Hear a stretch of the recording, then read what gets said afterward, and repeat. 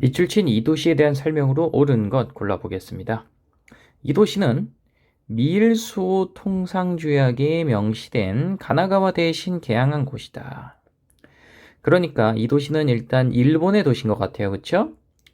미국은 조약 위반이라고 항의했지만 일본은 이곳이 가나가와의 일부일 뿐만 아니라 수심이 깊어 항만으로서는 더욱 적합하다고 주장하면서 개항을 관철하였다. 이후 일본 최대의 무역항으로 급성장한 이곳은 중요한 문장이 나옵니다. 일본 최초의 일간지 발행지, 이게 가장 핵심이에요. 일본 최초의 일간지 발행지라고 되어 있는데 일본 최초의 일간지가 뭔지 아십니까? 바로 뭐예요? 요코하마 마이니치 신문이란 말이죠.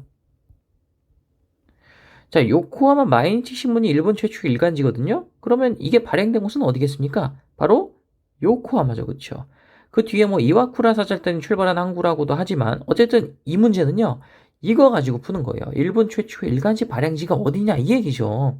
어디입니까? 바로 요코하마입니다.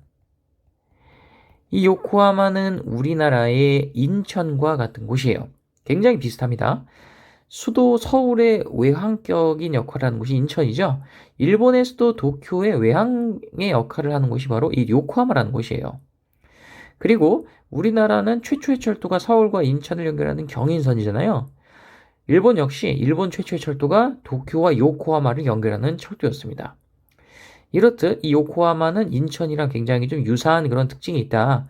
인천과 마찬가지로 요코하마에도 규모가 꽤 큰 차이나타운이 있습니다. 이런 공통점도 있죠.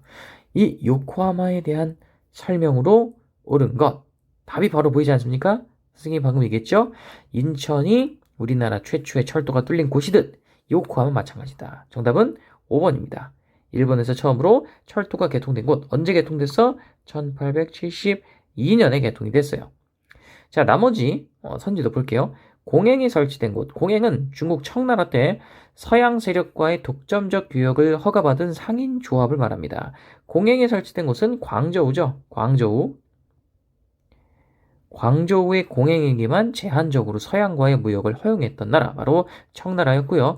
이 제한 무역을 조금 좀 더 넓혀달라, 무역의 범주를 넓혀달라고 요청했던 게 바로 영국의 메카트니 사절단이었죠. 하지만 청의 관룡제는 이를 거부했고 이는 영국이 불법적으로 아편을 밀수출하는 하나의 계기가 되었다. 뭐 이렇게도 이야기를 할 수 있을 것 같습니다. 어쨌든 답 아니죠. 자, 이번에 경사대학당이 설치된 곳은 중국의 베이징입니다. 이 경사대학당이 바로 나중에 중국의 베이징 대학교로 개편이 되거든요. 중화민국이 수립되면서 이제 베이징 대학교가 되는 것이죠. 경사대학당은 과거 중국의 전통적인 최고 교육기관이었던 국자감의 명맥을 잇는 곳이었습니다. 어쨌든 베이징이기 때문에 답 아니고요. 3번에 아주와 친해가 결성된 곳. 이거 어딥니까? 바로 도쿄입니다. 도쿄. 따라서 답 아니고요. 아주와 친해는 참고로 1907년에 조직된 동아시아의 국제적인 단체이자 반제국주의 단체죠. 그렇죠? 자, 인공섬 대지마가 조성된 곳. 이곳은 어디냐면 나가사키입니다. 나가사키.